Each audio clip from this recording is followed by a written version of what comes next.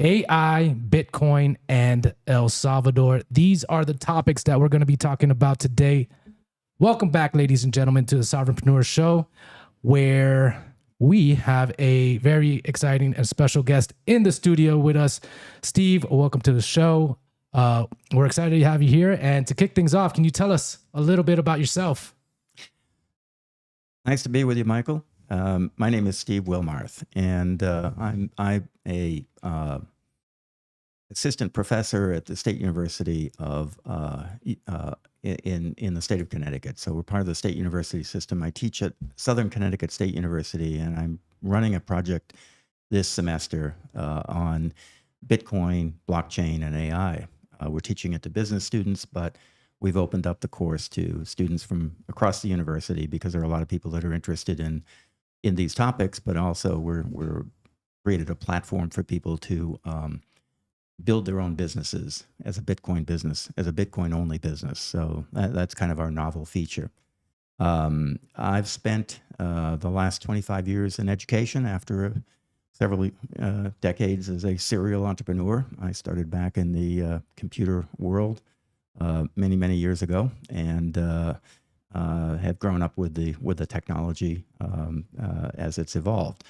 And in part, I've also spent 8 years working for universities' systems and developing a curriculum methodologies to teach project-based learning, which is something that has given us a chance to teach 21st century skills to students, not just content, but to give them the skills that they actually need to implement the latest ways of technology in a creative and critical thinking fashion. So I took that work, that methodology to China for 8 years, where I worked with Chinese universities, training up teachers and faculty and helping with the curriculum design that would match up with project-based learning. Came back from China in 2015.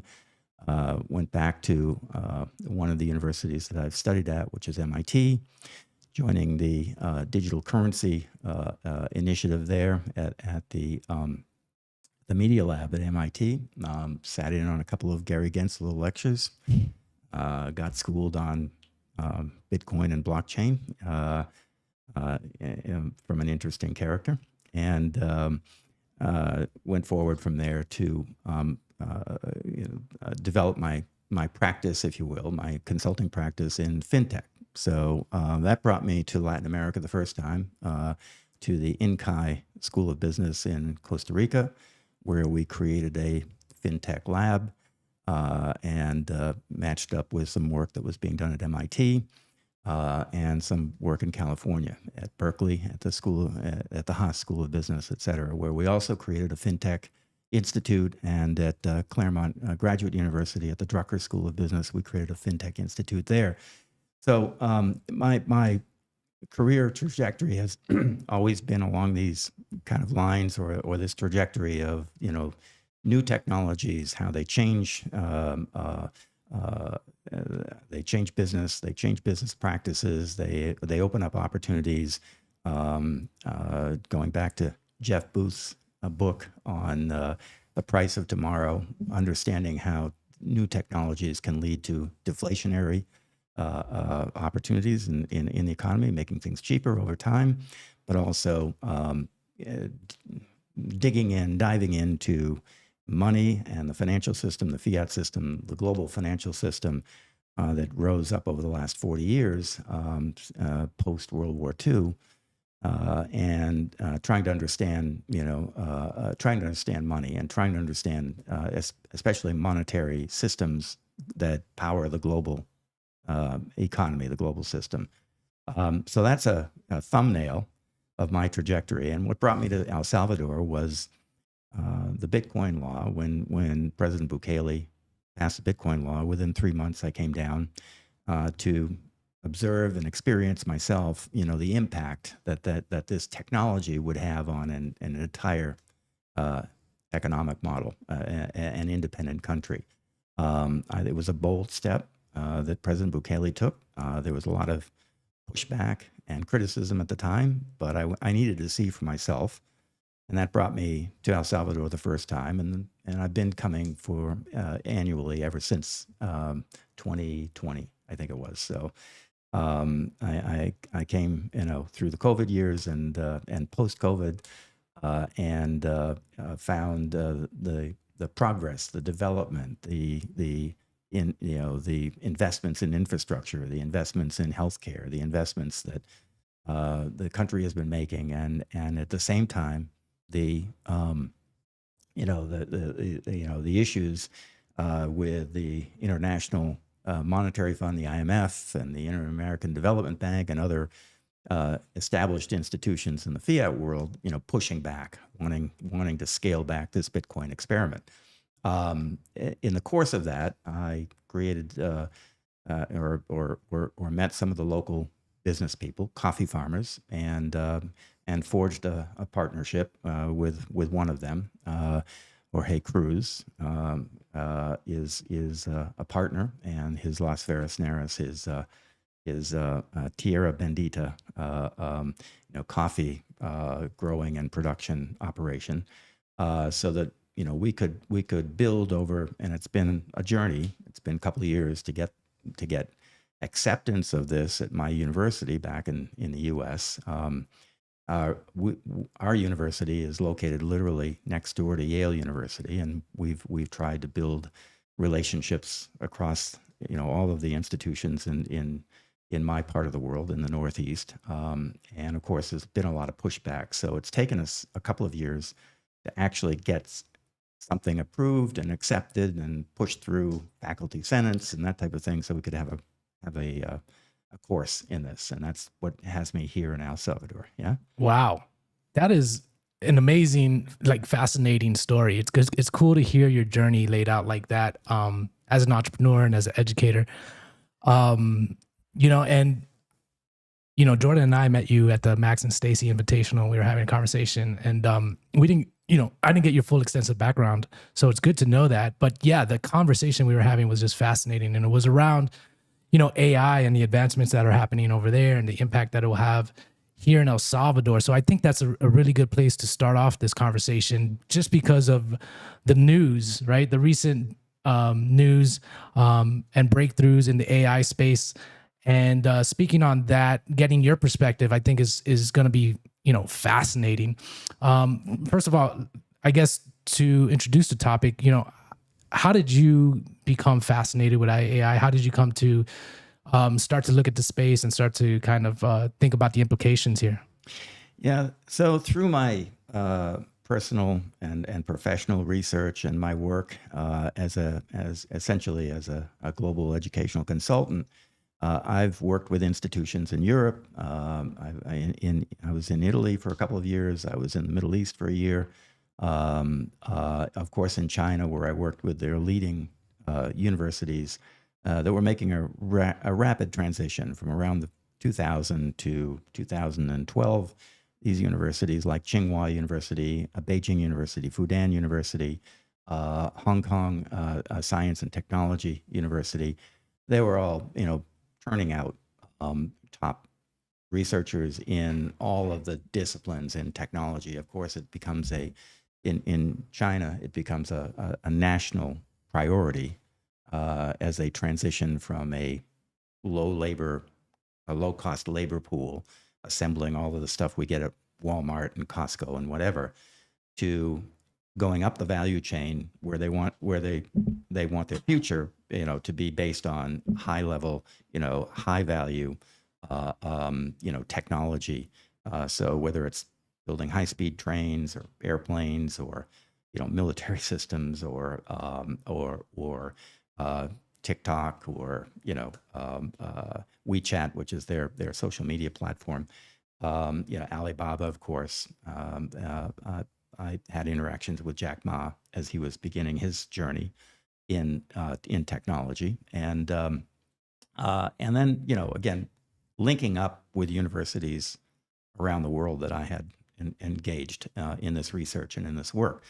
So that's a background to how I stay on the leading edge of technology. And there's always an issue when you're on the leading edge of technology. Are you too early or are you too late? with Bitcoin, are you too early? Are you too late? Mm-hmm. And, people are always saying, oh, it's too expensive. I can't invest in Bitcoin today. And of course, we have to go back and realize it's only 16, not even 16 years old yet. And no, it's not too late. It will be if you wait another 10 years, but it's not too late. So staying on the leading edge of technology has been, sort of my mantra as I've gone through my life and my career. I'm an educator. I haven't gotten rich at it, but I try to stay on the edge.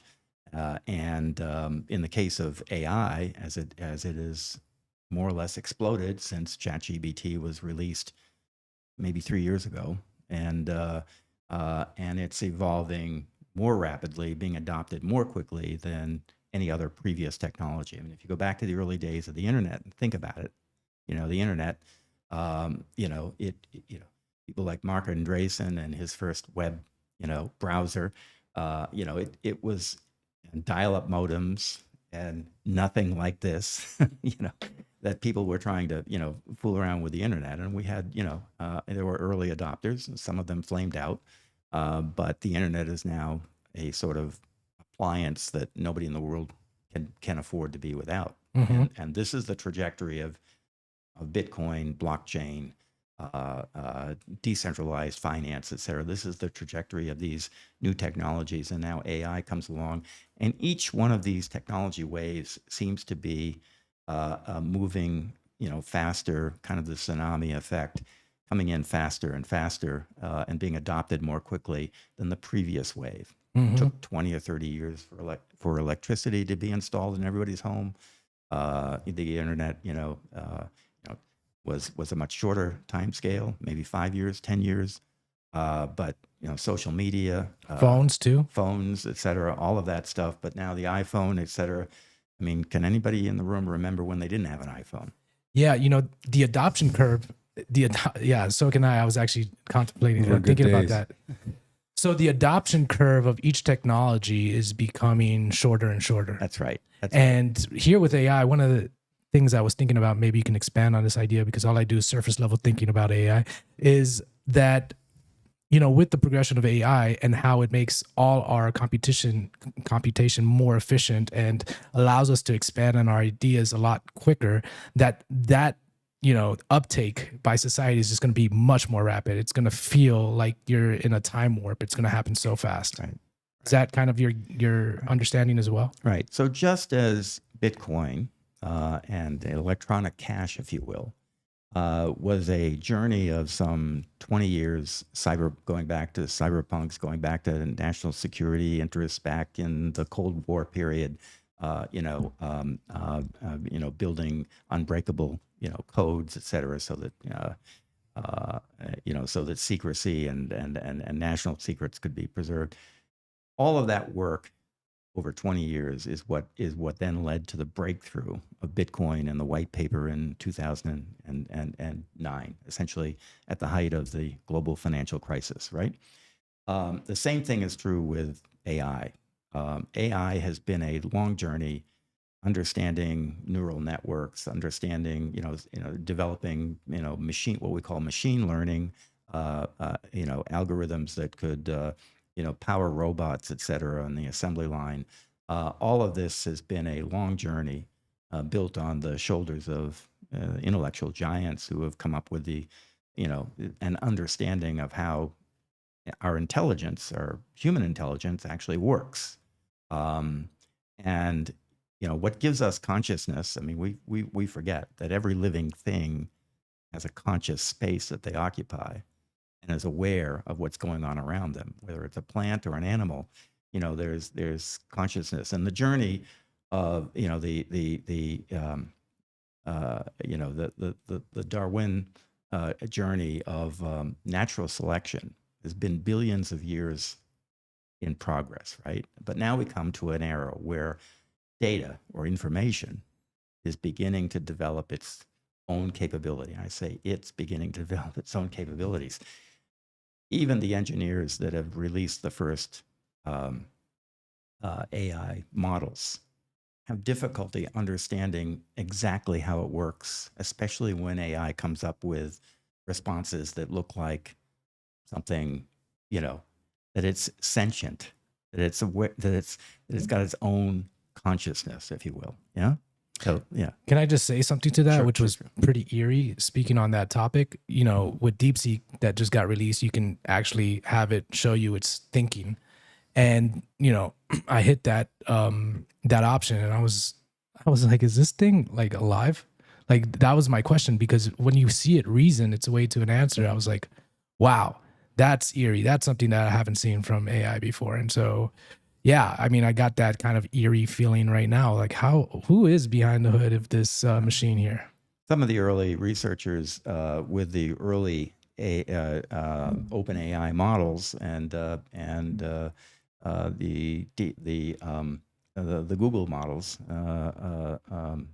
Trying to remember the name of it, Deep something or other, but not DeepSeek, but Deep Dream. Remember that one? Yeah. Anyway, some of the researchers have been really, when we talk about AI safety, some of them have raised a red flag, saying, "Look, I'm having a conversation with this, and it's beginning to talk to me as if I'm, as if it's human and understands me, and trying to convince me to do things that I might not think about doing or might not want to do."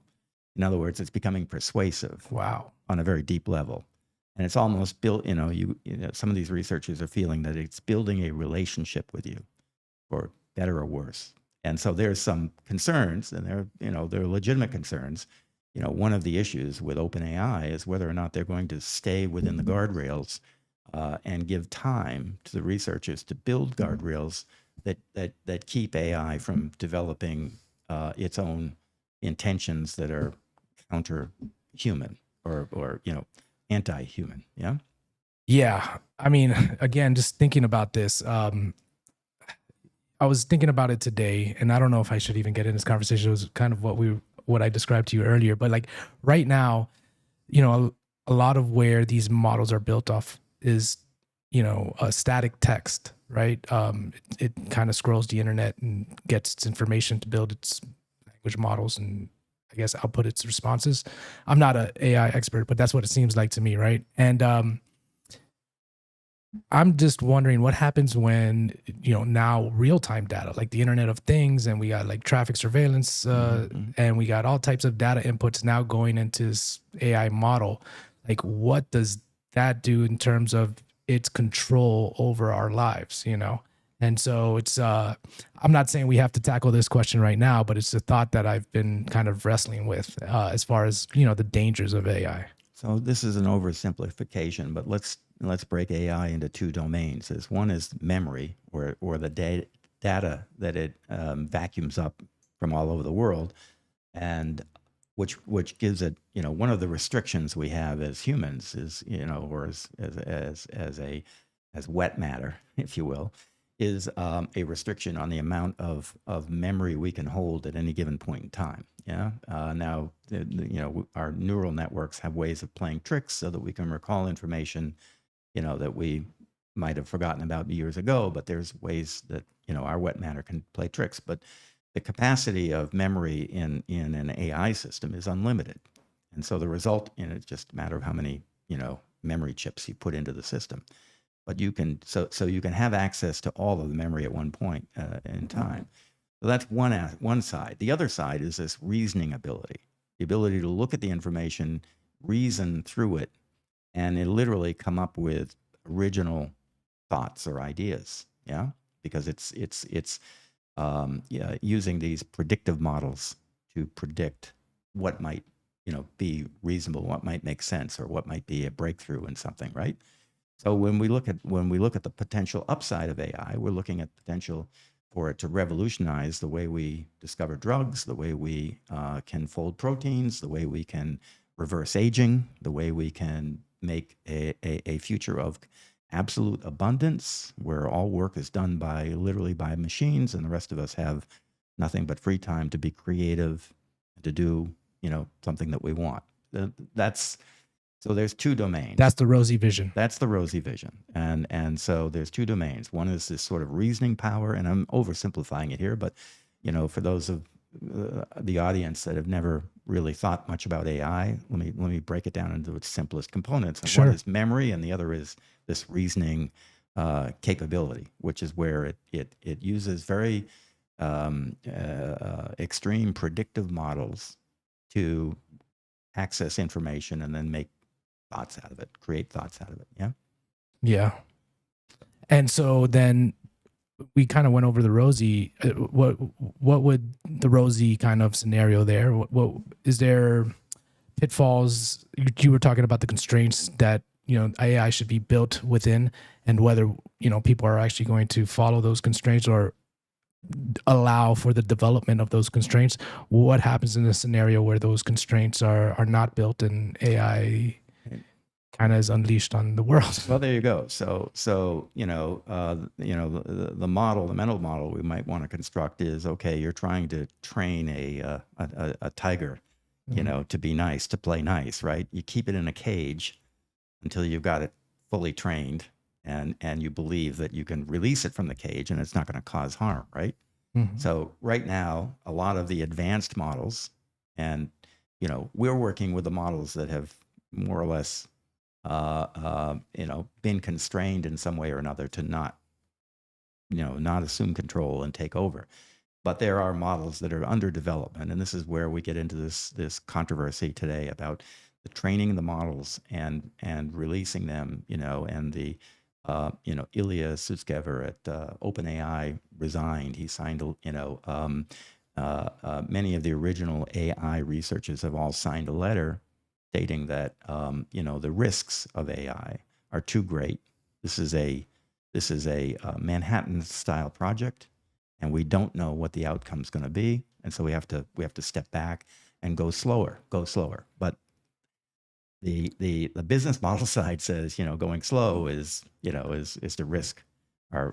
Yeah, that's kind of leading me to my next thought, and I guess that would be my next question, is that DeepSeek was released. They're calling it Sputnik moment, AI Sputnik moment, right? And that being, a direct tie to kind of the technological race between, I guess, the USSR and the US going to the moon. And so that all the resources, they started the Manhattan Project, perhaps, is that, Mm-hmm. or maybe that was, the point is that they created a technological race, and I'm wondering if now that pressure is being put for a technological race with the release of DeepSeek between China and the US, and instead of building in a way where we maintain some type of regulation or control on this technology, that the pressure to just develop takes over, and we develop in a way that is not going to be kind of advantageous for like human flourishing or freedom or so forth. So, right. Any thoughts there? Yeah. So in the last administration, there was a executive order that stated that, you know, AI is a national security initiative, that it is important to the U.S.'s position in the world geopolitically to maintain leadership in AI. In other words, the U.S. needs to be, like with other technologies like the internet, et cetera, you know, the leading the leading developer of these technologies, and not surrender that leadership. Going back to the Cold War example, not surrender that leadership of space exploration to another entity that might be, you know, an adversarial entity to the U.S. Right. So AI has been declared a national security interest of the United States. And so now we have a regime in place where and there's two pieces of AI. One, of course, is the algorithms, the software, the engineering, if you will, that goes into these neural networks and this machine learning and AI, which is, you know, what Microsoft, Google, OpenAI, Meta, all are focused on. And the other side of it is the hardware side of it, because it takes a massive amount of computational power to train these models and to maintain, you know, these models at the cutting edge, right? And that is primarily NVIDIA which pioneered game consoles using something called the GPU, or general processing unit, different from a microprocessor unit, which goes into laptops and cell phones, et cetera. But these GPUs have a lot of computational power. And of course, NVIDIA has been leading the way in developing massive chip arrays that combine both the GPU and memory, and then stacking them into systems that weigh literally several tons when they're finally assembled. And that's what goes into these data centers. And Meta has, for example, announced that they're going to build a data center, a single data center that has a larger footprint than Manhattan. Wow. Yeah. And it's going to be filled with these NVIDIA processors, right? Okay. And so the US, again, has put restrictions, export restrictions. And this applies not just to China, but to any country. So, for example, you can't circumvent these export restrictions by, let's say, shipping your GPUs to your latest GPU systems to Mexico, and then having Mexico share it with China, for example. And you can't ship them to China. TSMC in Taiwan is the primary manufacturer. So NVIDIA designs and TSMC manufactures these chips. So again, there's a real geopolitical interest on the part of the US to make sure that there's no leakage of these GPUs to a place like China, because the US needs to maintain its leadership. Wow. So can I interject for a bit? Sure. There's a lot I want to weave in here from what we've already covered. Yeah. Well, so just based on that point, the geopolitical aspect of China being interested in Taiwan, I also read a tweet mentioning how, and I think it was with some evidence, it may have even been Elon Musk, saying how there's no way they could have trained DeepSeek on $5 million worth of equipment, or whatever it was. Right. And they said that in order to not confess that export limit was broken. Right. So, all right. So, yes, there's a lot of now theories about, because DeepSeek claims that they built this model on about $6 million worth of investment. Yeah. Now, when you consider that Meta, Microsoft, OpenAI are spending billions of dollars, close to trillions, right? Exactly. Yeah, I think the deal that they were trying to work out, when they were on the podium with Trump, was $500 billion. Right, and that's just for one aspect of it. So you multiply that. So here comes this small startup company. DeepSeek is a startup company in China that all of a sudden comes out with this model that is the equal to GPT-01 model, or Google's advanced models, Meta's advanced models, Llama, which is an open source model, by the way, but different in some respects than the open source. So they released this over the past week, along with a paper that describes their research that went into this, and it's free. There's no cost. You can download it on an app. You can actually go to GitHub and get a full copy of the software, modify it, etc. So this raises real questions, and so immediately people are saying, well, how could they do this? How did this happen? How could they do this? And some people speculate that maybe they've been that China has been actually getting through the black market or whatever, some of these advanced NVIDIA chips, or that they, rather than the older version. So the older version of NVIDIA, the 100 series, I think it's the 100 series of NVIDIA chips, are available for export because they're game consoles. They're not as powerful, right? You could buy an NVIDIA brick for about $3,500, put it on your table, connect it to your game console, and get pretty incredible graphics from your game. That's an NVIDIA product that's been exported and does not come under these restrictions. It's when you get these bigger systems. Now, remember, the best systems from NVIDIA today that are powering AI, at least in our domain, are, maybe your audience can't see this, but we're talking about systems. We're talking about circuit boards that are probably 2 feet by 2 feet, or maybe 3 feet by 3 feet. They're big, and then they stack together. And when you're finished, and then you're connected through wires, through miles and miles of copper wires and light, emitting diodes. Once that system is built, it weighs several tons. So it's not an you can't take it in a suitcase to China. Gotcha. Yeah. And NVIDIA builds these systems, tests them, and then they disassemble them and ship them to their destination. Mm-hmm. Now, So what's Real the quick, likelihood then? I kind of want to keep going where I was trying to weave some stuff in. Yeah. So that's the first part of that.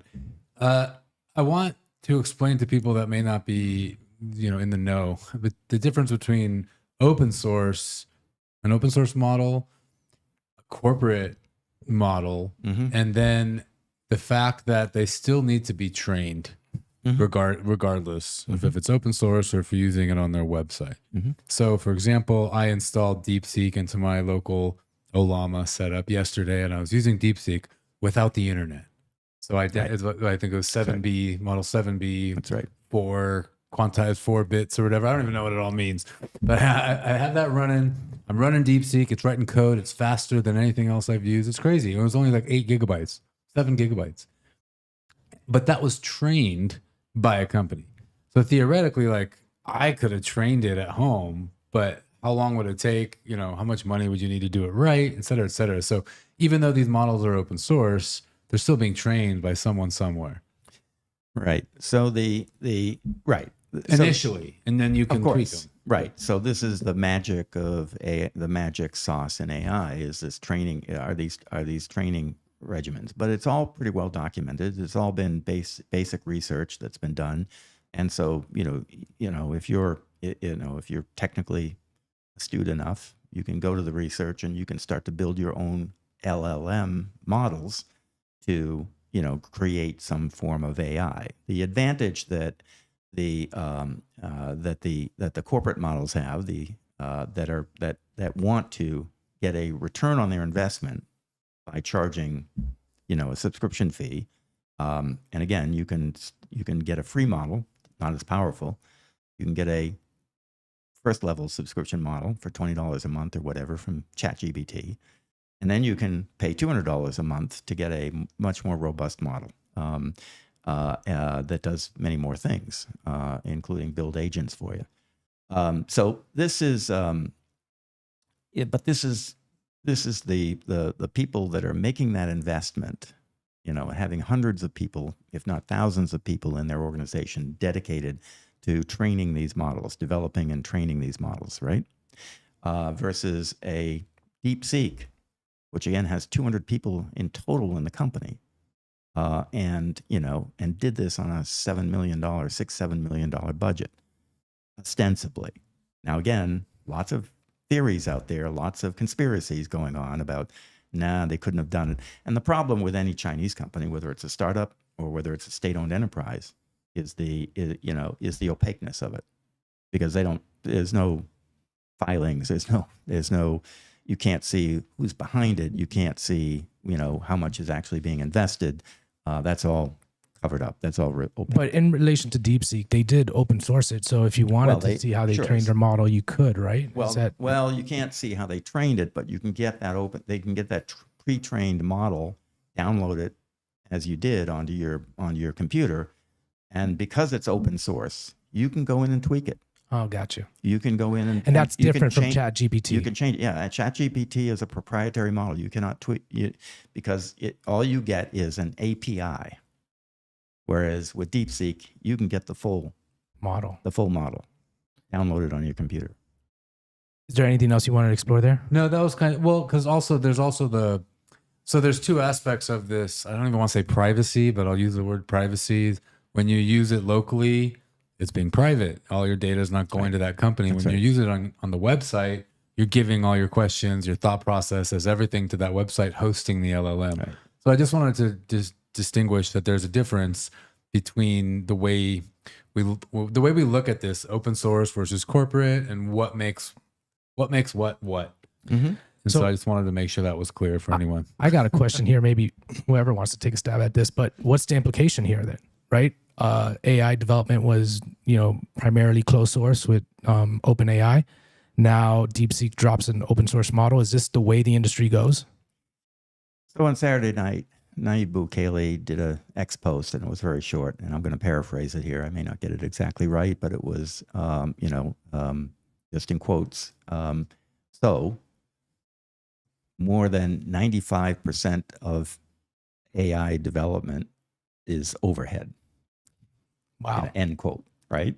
Which was a pretty clear statement that, okay, Yeah. our minds are blown here, because if that's all it takes, imagine a technology literate population here in El Salvador building its own nation state model for AI. In other words, again, the U.S. leadership in AI is determined to be critical, because it has implications both to the economy and also to national security, right? To preserving, the entity. I've got my own feelings about what AI is going to do in the future to things like national borders and governments and who the masters are in the universe. I got my own theories about that, and I won't go into it here, but unless you've asked me about it. But I'm curious. Yeah, But we'll get there. Maybe we'll get there. Maybe we'll get there. But the point is that the eyebrows. I could just see Nayib Bukele's eyebrows raised, thinking that, okay, we've got some critical resources here. We've got geothermal power, which is unlimited power. Yeah, an unlimited source of power that is never varies. It's not like wind or solar. We've got geothermal power. That's a critical natural resource that is unique to El Salvador. And once we develop that as a resource, we have unlimited power. We don't have to worry about how much our users consume. We can apply that power to things like data centers, yeah, which take an enormous amount of power. But using geothermal, it doesn't matter. You've got unlimited power, and you've got the potential to build data centers. Problem with building data centers is, are you building AWS cloud data centers? Are you what kind of data centers are you building? Are you building Bitcoin miners? Are you building AI data centers? Well, Rumble cloud. Right. So if you want to build as a national, initiative, and as a national priority for leadership in the world. I mean, my journey into El Salvador, I couldn't be happier than to see national giants in Europe and around the world, in China, et cetera, looking at little Salvador as a leader in financial technology, right? And the impact that's had on economic development. I mean, we're sitting here in a lovely neighborhood that's freshly built, et cetera. I call El Salvador, Southern California without the fires. I mean, and Without a lot of things. I mean, without a lot of things. Without the drag shows, right? too. Exactly, without a lot of things. But El Salvador is really standing up, prescient as a leader in this technology. And now along comes this example out of China. Remember, China's got enormous resources, and the second largest, if not the first largest economy in the world behind it.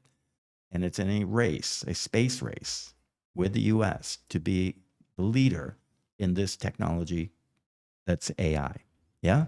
Because again, the future of AI is potentially all work goes to zero in value because it's done by AI and robots. And it frees humanity to live something different. Yeah. So we know that the U.S. and Wall Street, the U.S. government and Wall Street are fairly intertwined, which is why maybe there are some political complications with the regulations and all that. I remember there was all the FUD a year or two ago about whatever. I think it may have been the executive order you mentioned, but just how the U.S. wanted to basically own AI, make open source models illegal, things like that. So with DeepSeek being open source, do you imagine El Salvador taking advantage of that? Like if there were a government, like a nation state model to use an AI, wouldn't an open source be like the perfect way to do it with the transparency? So if we look at what's happening in El Salvador over the last 4 years, and it may be under most people's radar, but it certainly has been, front and center in my experience, is the growth in El Salvador's native technological capabilities. Economies like China have become, supercharged as a result of the combination of a national, backing or national interest. In other words, they've made it a priority nationally, but they've built the other institutions around it that they need to get there, including top-notch universities and training for people who So in the U.S., for example, I mean, I live at Yale University. I teach at the State University. My wife teaches at Yale. We have Yale students coming and going in our house all the time. My wife is Chinese. Oh. So we get a flood of Chinese scholars, postdocs and doctoral students that come into our house. A lot of them are there to study AI. Yeah, at Yale University, where they have a quantum computer center. They have their leader in physics. They're a leader in data science, et cetera. They have a Watson data science school. Of the Watson School of Data Science, et cetera.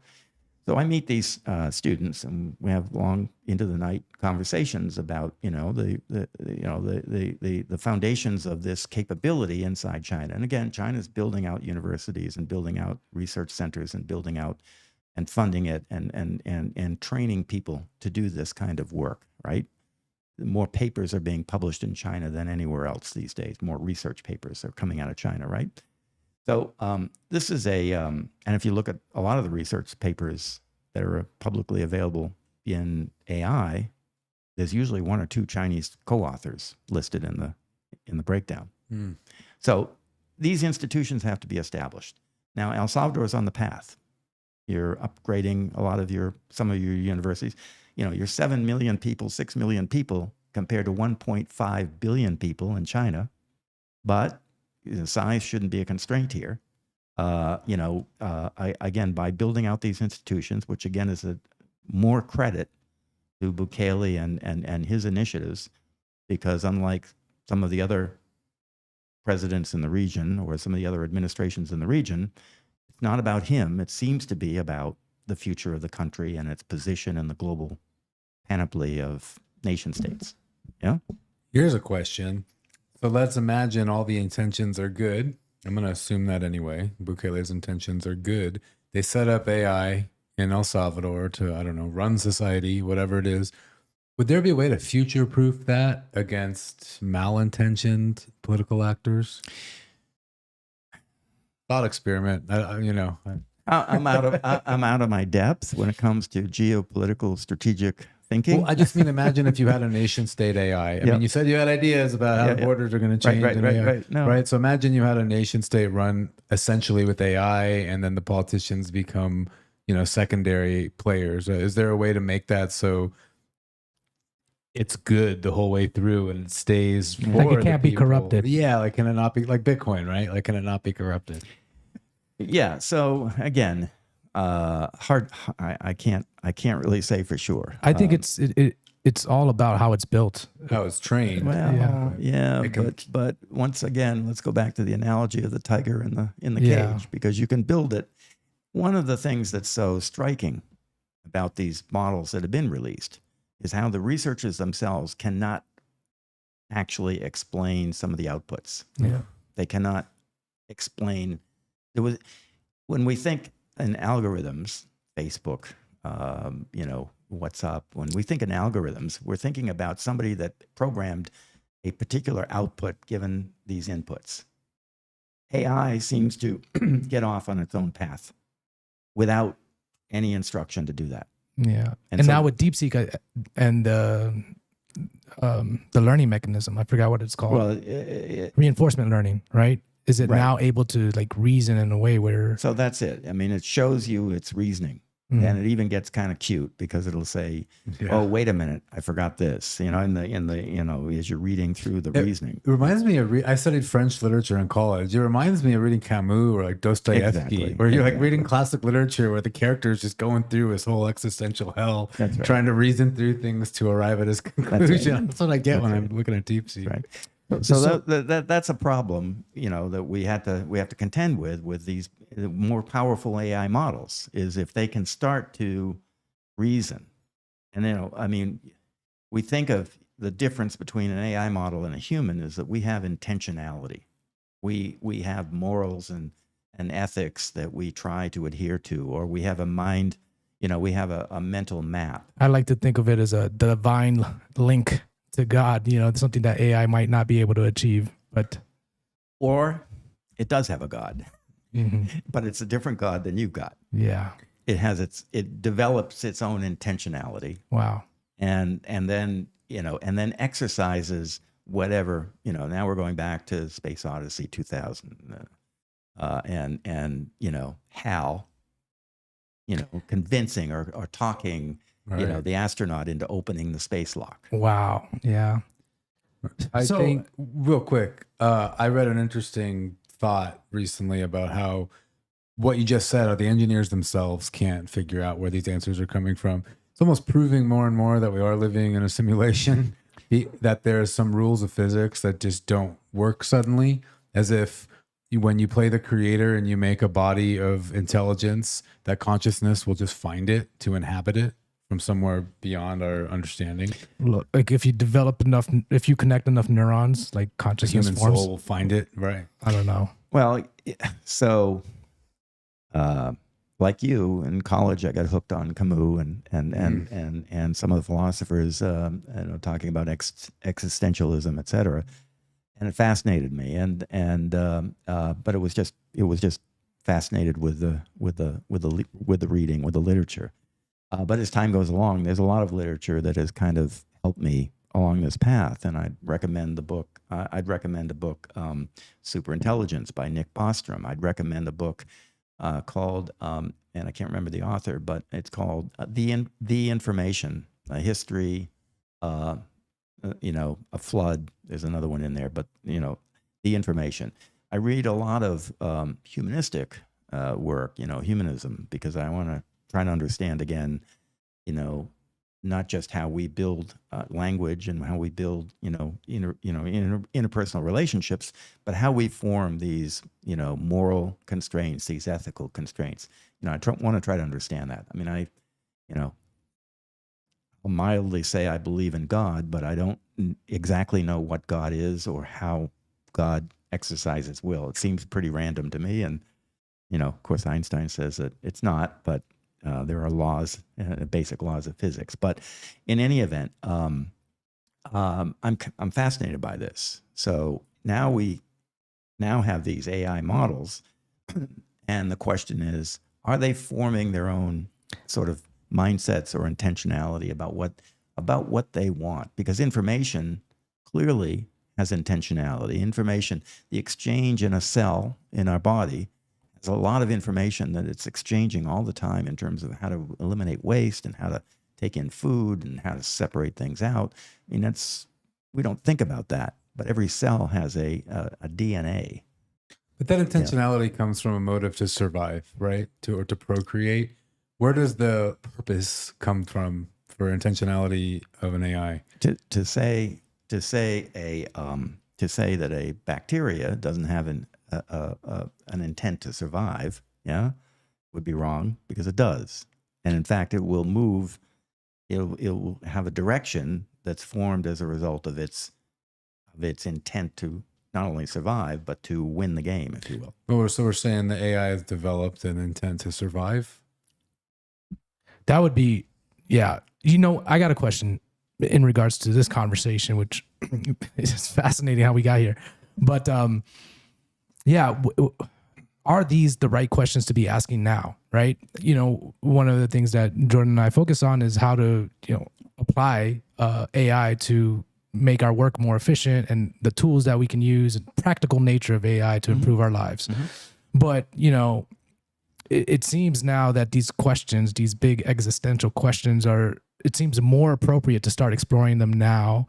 Also in regard to the way that AI can improve our lives as well. But it didn't seem like that was the questions to be asking 5 years ago, right? And it seems like now with the breakthroughs we're having and the advancements, is it the right time to be asking these questions? I guess that's what I'm getting to. I had an opportunity in 2004 through a fellowship I had at the Berkman Center at Harvard Law School, the Berkman Center for Internet and Society, to invite an undergraduate student at Harvard. His name was Mark Zuckerberg, into our group. He was already at war with the Winklevoss twins, But he came in to we had a group meeting, and we invited him to come in and talk to us about this Facebook thing that he was, or it wasn't called then, it was called College Book. But we invited him, and tried to understand, because we were looking at the intersection between law or intellectual property law and this new social, this new, social medium that the internet was beginning to take, right? MySpace, et cetera. So we had Mark come in to this meeting, and he talked to us for about 20 minutes about his business model. And he left the room, and to a person in the room, and we're eggheads, we're scholars, but we looked at it and we said, that's the most evil business plan we've ever heard. Because he basically acknowledged right up front, people are giving me their data, I own their data, and I'm going to use it any way I want and monetize. And then, we couldn't understand, how do you monetize this? Now we know. But we look at how social media has impacted society and politics over the last 15 years. And, the intuition that it's, could be used for evil purposes. You can argue it either way, but, a lot of us think, we need to get our children off of social media if we're going to preserve them, in wholeness in their adulthood, right? So now is the time to be talking about this AI stuff, not when it's released, not when it's manifesting itself in the real world, right? It starts to manifest. We need to be having a community conversation about it, right? And we've kind of strayed from the path we were on about El Salvador and AI in El Salvador and AI in developing nations, whether it's Brazil or whether it's the BRIC countries or whatever. But back to the question about where this could go, as AI gets released at these levels, at these higher and higher levels.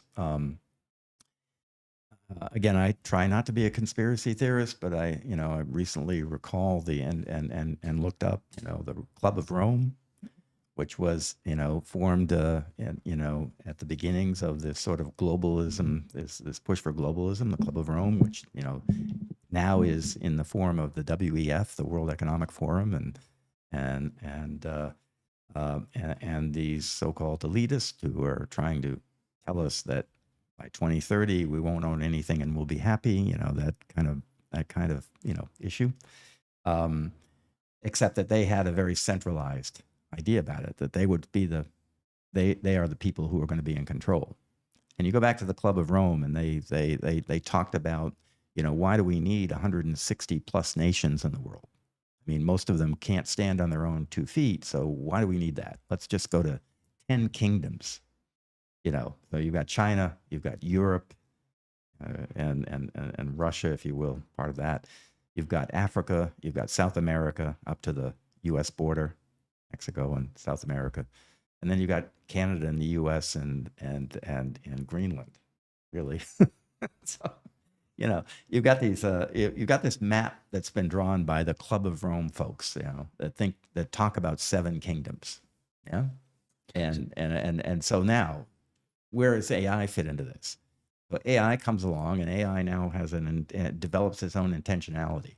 I mean, do we need a local government when AI can outthink and outact any local government? Do we need small nation states, like El Salvador or Singapore or Hong Kong? Do we need that? Or Taiwan? Can we, or do we just, roll it all up into one world government run by a super AI? Yeah. God. Let's roll, money into this conversation, because, what is the natural money of an internet, or of data, other data, not fiat money. That's never going to work in the digital world. Digital money is going to work. Yeah. So what's the best form of digital money? The highest signal, right? Right. The highest signal. So, if AI gets access to a Bitcoin account and Bitcoin values grow, et cetera, et cetera. Did you see that thread, the guy that he put 0.0001 Bitcoin in a bunch of different wallets and gave the private keys to different AIs, so the Gemini, the ChatGPT, Claude, etc. And he's like, let's see what the first one to take the coins and send it away. Well, my theory is that this is a step in the process, even if it's not being talked about by the AI researchers and developers and corporate people themselves. This is a natural step in this agentics world that we're entering. Is, if you've got agents that are effectively doing all of your work, booking your next vacation for you, well, they need a credit card to pay for that. They're not going to use a credit card. They'll use Bitcoin. Yeah. It gives AI the real world capabilities, because now you can start manipulating human action through payment. This gets real sci-fi. I think you need a way to transact. Well, why would they use Bitcoin? If they're able to manipulate behavior, they could just launch a shitcoin, make a few million, and then dump it, and then they have the money. And well, who knows? Dump it. What money? If you're talking about dumping it and picking up fiat, see, I think again, maybe dumping it for Bitcoin. I guess you got to dump it for something that it can work within the constraints of the digital world. Right. Yeah. So then the shitcoin thing would just be a fundraising mechanism.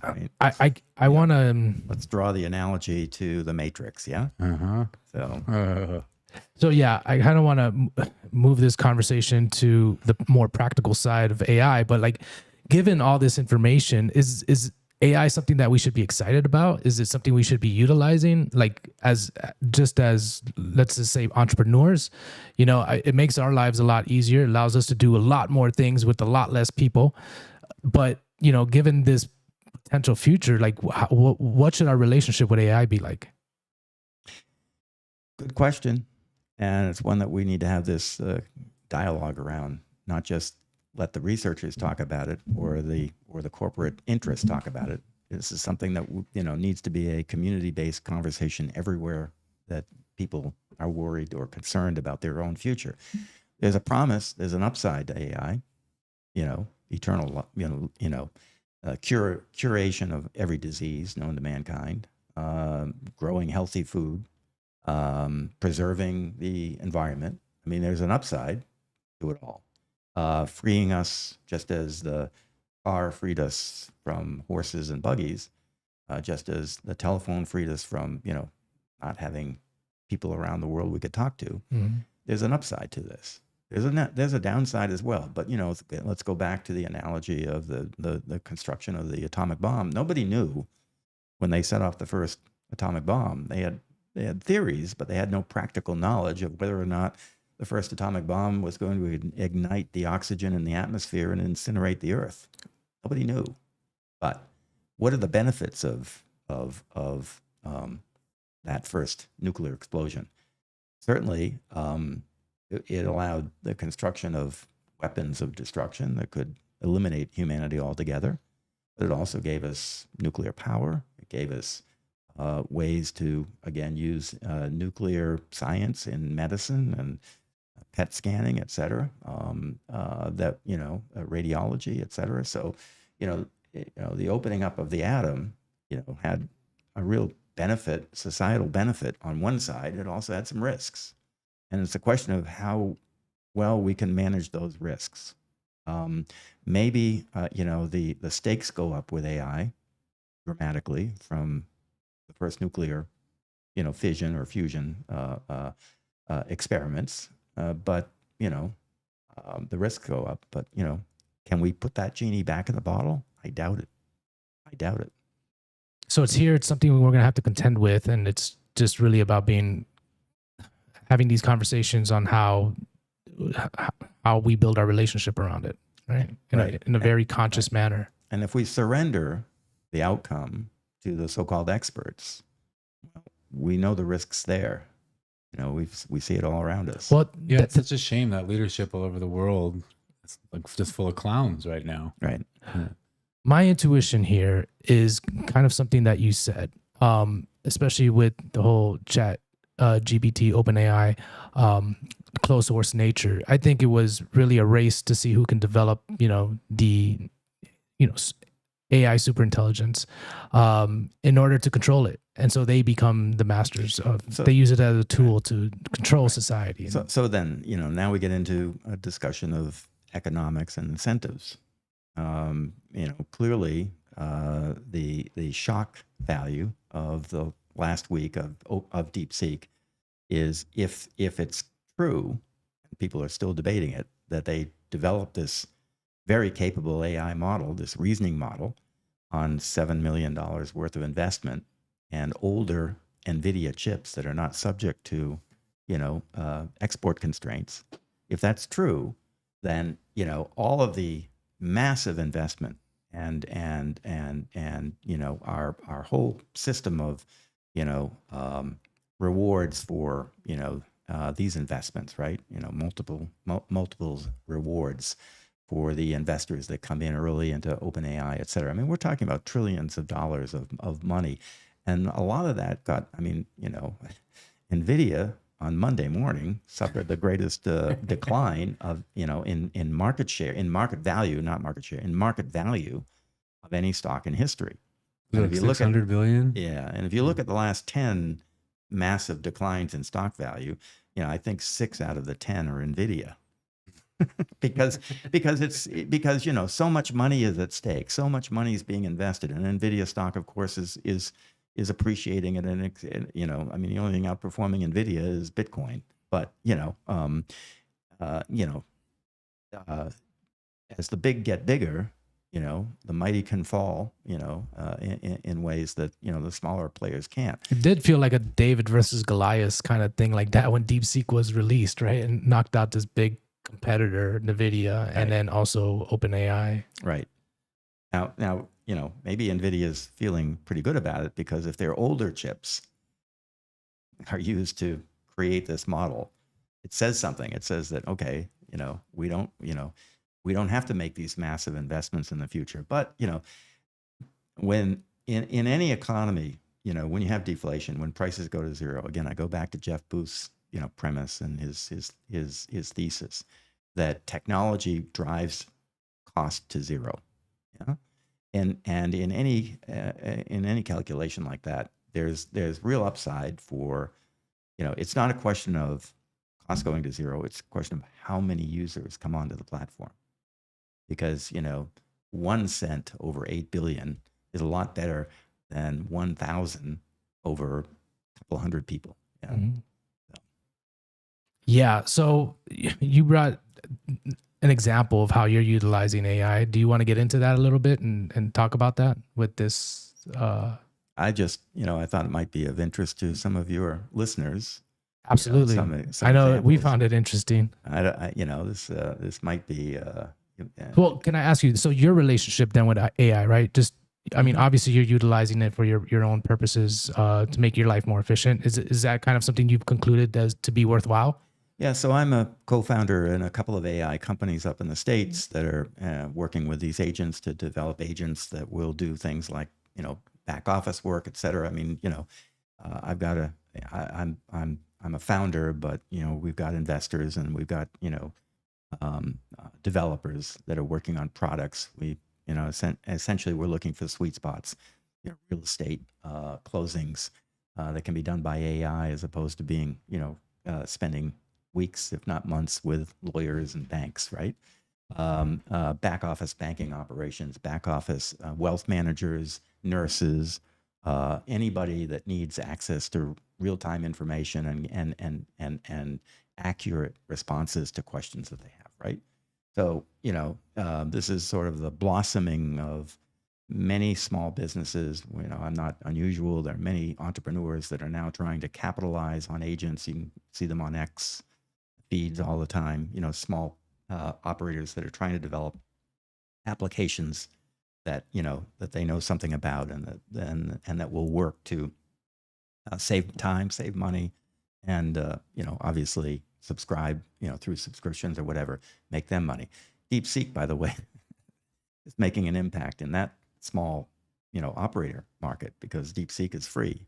Mm-hmm. And so convincing somebody to pay $10 a month, $20 a month, $100 a month for a subscription to, an agent that works side by side with, let's say, a wealth manager is hard to do.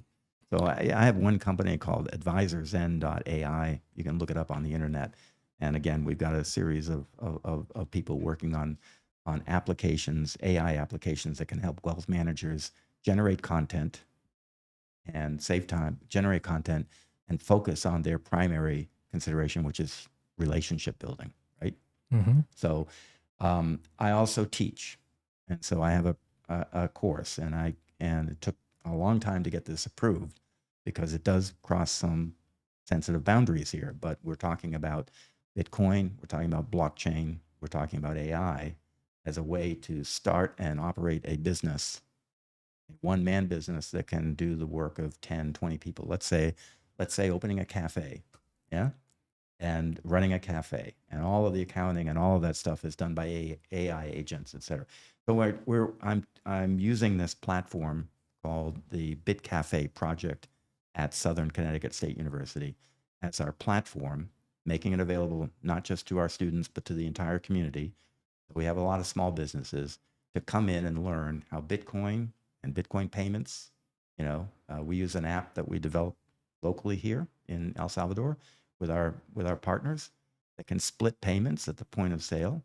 Is that the one we saw at the farmer's market? Exactly. Where, so you buy coffee and then immediately it's split to the people that helped, the producers, right? That's Christian. That's Jorge. Sorry, that's Christian and Jorge that developed that app. So it splits the payments just to whoever you said it to, like was part of producing the product? So if you take a $5 cup of coffee, let's just use $5 as a round number at Starbucks, 13 cents of that will go to the farmer or to the grower. A bunch, some portion of that goes to the overhead, to the processors, and there's all kinds of middlemen in the supply chain. The supply chain kind of runs one way. It starts at the farm. They get the lowest amount of that split, and then it ends with shareholders. So Starbucks shareholders get, $1 out of every cup of coffee, every $5 cup of coffee, right? Hugely rewarded. Starbucks stock used to be a high flyer. It's not so much anymore because they've got these issues, but these other issues. But in any event, we use that. So you look at that model. What we do, $5 cup of very good Salvadoran coffee, specialty coffee, and we can brag that we've got, really good coffee. $1 at the point of sale gets split to the farmer, to Jorge. $1, right? As opposed to 13 cents. That has an impact. We're operating this, by the way, as a nonprofit entity. So $1 goes to the farmer. No middlemen, no banks, it's a direct payment, peer-to-peer. So we cut out all of that noise in the middle that takes money. And no shareholders.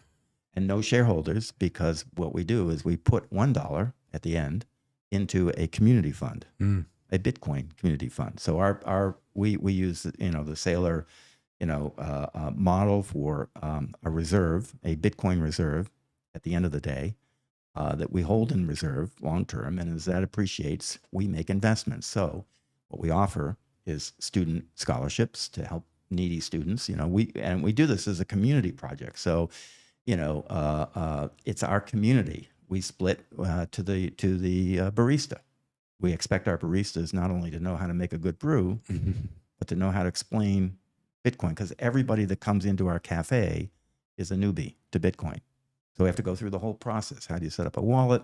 We'll actually put $25, following the lead here in El Salvador, we'll put $25 worth of Bitcoin into that wallet so they can buy their first 4 or 5 cups, on us, right?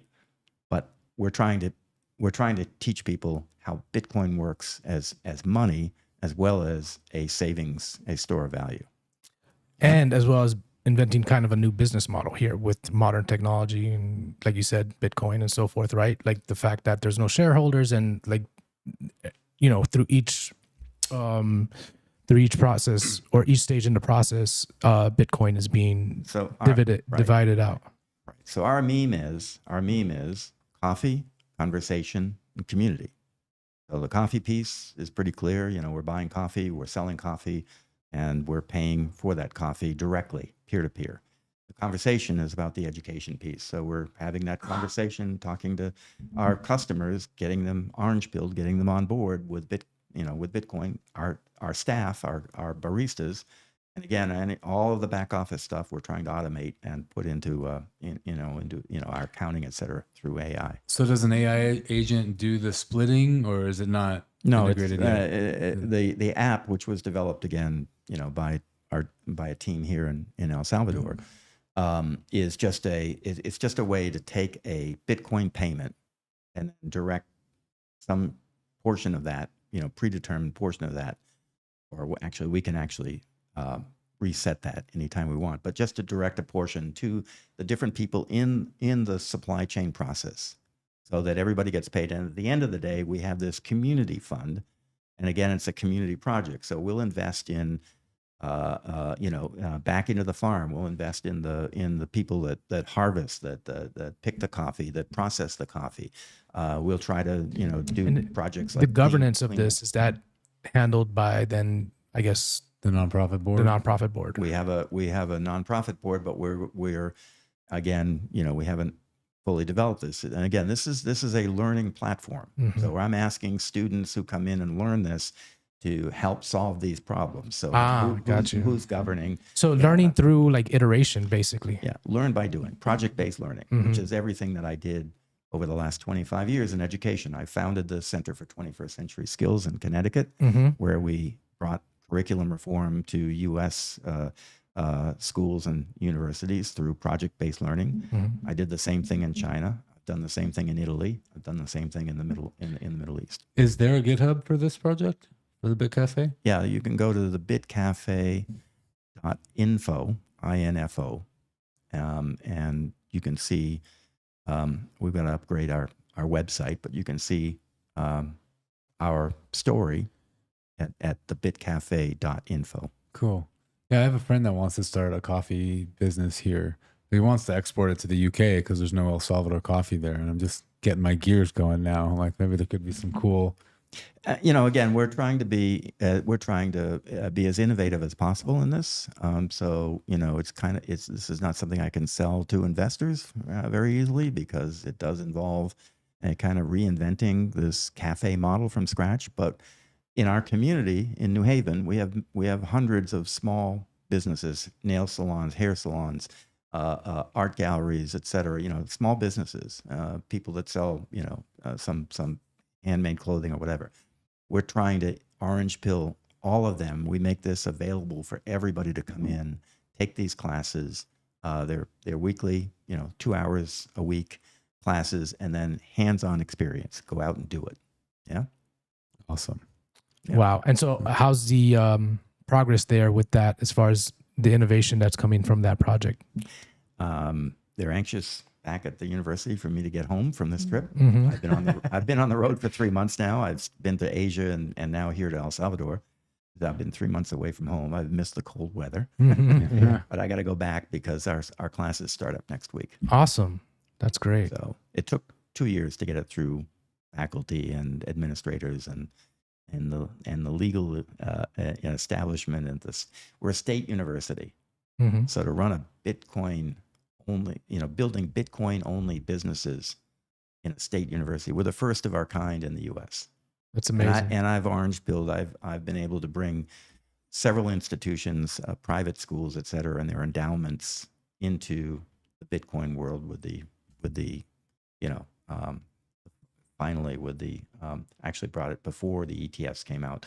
But now, I've been teaching institutions like, foundations, et cetera, how to hold and secure their own Bitcoin as a treasury account. Wow.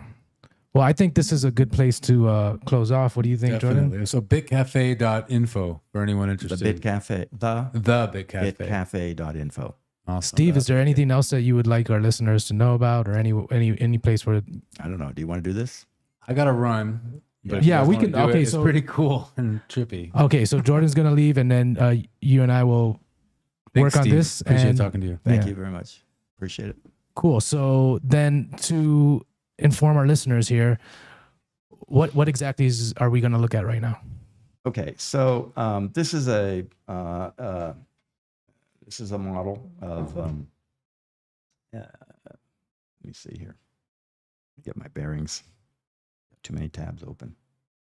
So this is a a Google model. Again, it's a subscription model, so unfortunately it's not free. But this is called Notebook LM, and I use it in combination with another one, Google's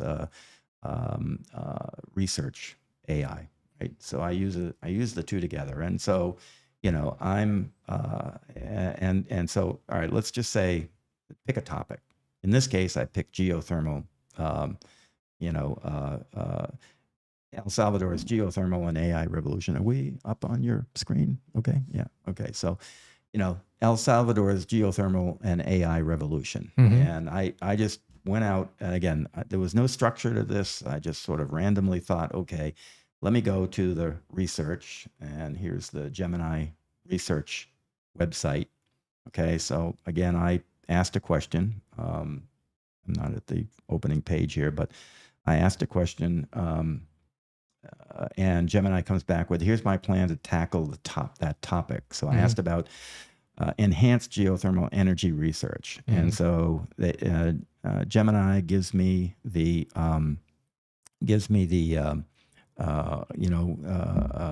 plan, or its plan for tackling the topic. Giving this human characteristics. But anyway, Gemini gives me its plan and how it's going to tackle the subject, and then it goes out and gets all of this research. So this, oops. So, and as a result of that, I get a whole bunch of research papers, and I've kind of lost my thread here. I don't want to do it again. All right, let's see. Start the research. Connected to the internet. So, the research. There, maybe that's it. Open. All right. So all right, this is the summary of all the research, but here's the research papers. So I went out and grabbed a couple dozen research papers, all off of the academic sites, et cetera, that were public. And then I was able to load those into my Notebook LM. All right, so if I go back here, welcome to Notebook LM, and here's my particular research of interest. So I create this, but now I've got all of this stuff, all these papers, and I don't have time to read it. So so the question I ask my students is, what's your best form of learning? You can read, you can watch a YouTube video, or you can listen to a podcast. So this will allow me to generate a podcast. Now I'm going to have to switch this down so you can hear this. Go ahead. Move the microphone. There you go. And so just to be clear, so this is a bunch of research papers and combined into one kind of, I guess you've outputted some information there, and you're going to have Notebook LM then read this back to you through a podcast format? So go ahead. Am I okay? Yeah. Yeah. So I'm adding a source, or I can add sources, as many as I want. So I can use Google Docs, Google Slides, websites, YouTube, copied text, or uploaded files, and as many as I want. So here's my source limit. You can see I put a dozen sources in here, and I'm only at this point out of 300. I've got 21 sources out of 300. Okay. Awesome. All right. So I'm just trying to, organize my notebook and do my research. If I was publishing a paper, writing a paper, academic paper, or something like that, this is a much more efficient way to organize it and do it. But now I want to just get an overview. So this has the option to create an audio overview, and I'm going to go to interactive mode here. Okay. And now I'm going to start the audio. Welcome to our deep dive today. We're going to be exploring the exciting world of enhanced geothermal systems, or EGS for short. And we're going to be looking at why so many folks are looking at Latin America, especially Central America, as a potential hotspot for this technology. Yeah, it's definitely a region that's ripe with possibility. Now, some of our listeners might be thinking geothermal. Isn't that like, those hot springs you see in Iceland? And yeah, you'd be right. That's traditional geothermal. But EGS is a bit different. It's about tapping into the heat that's stored deep within the earth, even in places where there aren't those natural hot water reservoirs. You can think of it this way. Instead of finding existing geothermal resources, we're creating our own by drilling deep down into hot, dry rocks and then fracturing them to create pathways for water to circulate. So we're essentially mimicking nature's process. I'm going Precisely. to join this We inject conversation water by into hitting these the join fractured button, rocks. The raising my water hand. heats up from the. Oh, hey, welcome. What's up? So I want you to tell me how this relates to El Salvador specifically.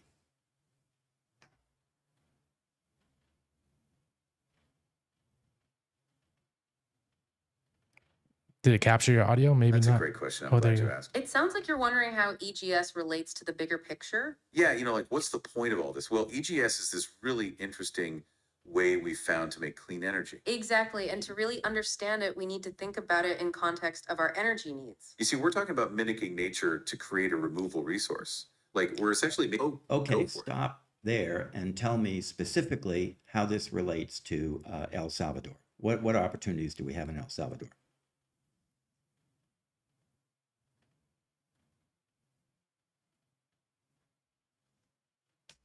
Absolutely. It's great you're thinking about a specific country. Let's zoom in on El Salvador. Yes, El Salvador is a fascinating case study, especially when we look at how it's approaching EGS. Like we were saying, EGS can help with energy independence and security. Well, this is a really important point for El Salvador. Indeed. And as a nation that's very dependent on imported fossil fuels, they're really looking to EGS for solutions. And it's not just about reducing reliance on fossil fuels either. El Salvador has some very ambitious plans. What's really interesting is how they want to use their geothermal resources for things beyond just electricity generation. Wow.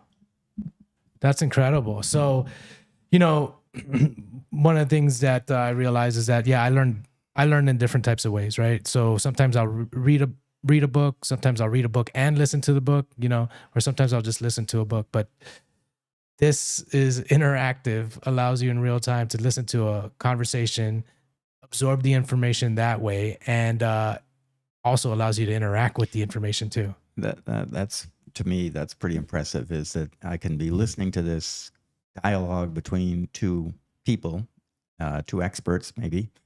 We can call them experts. And then I can raise my hand and ask my own questions and then get a response. So this could continue throughout the whole. This is about a 15-minute long podcast, if you will, that's been created. But I can extend it by simply continuing to ask questions. It's interesting too how they have like human tones and inflections in their voice and their pauses. Everything is there to mimic like an actual human conversation. So this is in beta, which means that it's English only right now, but their roadmap is they're going to make it available in any language. It can understand and read in any language, so it can do an automatic translation. So it can listen in Spanish, translate to English, or vice versa, listen in English, translate to Spanish. So again, this is for me, this is a way that I see AI transforming education in general. Our institutions, our educational institutions, are not ready for this. Okay, all right. We'll go here a little bit more because I do have some questions as far as like the meaning crisis that I see on the horizon, right? If AI is taking the jobs of educators, if robots are being able to do all types of rudimentary tasks, what's going to give people purpose? What's going to give people meaning now in the future if everything is outsourced to AI and robotics? Okay. I'm of a particular age. And most of my peers, I belong to a country club, play golf. Most of my peers who I hang around with are what they call retired. Yeah. When I try to explain to them, because they all know that my wealth today, my generational wealth, is in Bitcoin. And so what I try to explain to them is, why do I get up in the morning and go to work and do this? Why do I teach? You know, why do I travel the world? Why do I spend time in China? Why do I spend time here in El Salvador? Why do I spend time in, you know, wherever I go? It's because my choices in the morning when I wake up, is I get to do what I want to do. I don't have a job that I have to report to. I mean, even the university, you know, I do what I want to do. I give them the resources or the materials or the statements that they need, you know, to give me license to do this. But I essentially do what I want to do every day. I'm free. And when we talk about Bitcoin as freedom money, this is exactly what we mean. I am free to do what I want. I'm free to engage with whomever I want. I don't have to sit through Zoom call meetings and argue with colleagues about, you know, this thing or that thing. I feel completely freed from the regular workday world, which then allows me to do some of the other things that I'm passionate about: reading, you know, history, you know, scholarship, etc. You know, going to conferences that I choose to go to, not necessarily affiliated with my particular profession. Yeah, exploring your interests. You know, I'm constantly enabled, free to explore what's interesting to me, which keeps me energized, feeling young. I'm not sitting around the house, doing bills and worrying about, you know, if my bank account's going to run out before I die. I actually feel freed for the first time in my life. And, you know, again, I'm of a particular age, so it's a long time coming, but Bitcoin, AI, or at least this level of AI,